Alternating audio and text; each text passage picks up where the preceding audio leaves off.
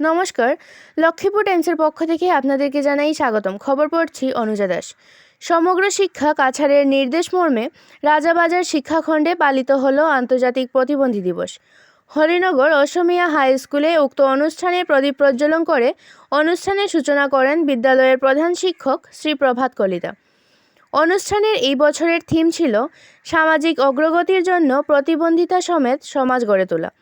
উক্ত অনুষ্ঠানে সম্মানিত অতিথিরূপে উপস্থিত ছিলেন সমগ্র শিক্ষা কাছাড়ের ডিপিও রানারঞ্জন নাথ, ডক্টর বিদ্যুৎ দেব চৌধুরী ও কৃপানু রায়। উক্ত অনুষ্ঠানে বক্তব্য পেশ করেন যথাক্রমে রানারঞ্জন নাথ, ডক্টর বিদ্যুৎ দেব চৌধুরী ও কৃপানু রায়। অনুষ্ঠানের উদ্দেশ্য ব্যাখ্যা করতে গিয়ে আইআরপি মনোজ হাজাম বলেন, আরটিআই অ্যাক্টের মতে প্রত্যেক বিশেষ প্রয়োজনে শিশুদের শিক্ষা ও সমাজে সমান অধিকার এবং সুযোগ সুবিধা প্রদান করা বাধ্যতামূলক।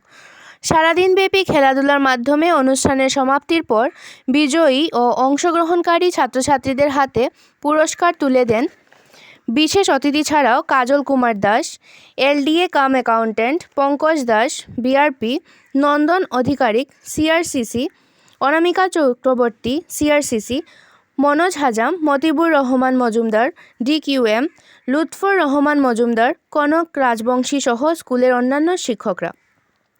সমস্ত অনুষ্ঠান পরিচালনা করেন বিদ্যালয়ের শিক্ষক রামানন্দ রাজবংশী। সমস্ত অনুষ্ঠানকে সফল করে তুলতে সক্রিয় ভূমিকা পালন করেন উক্ত বিদ্যালয়ের শিক্ষক শিক্ষিকাগণ।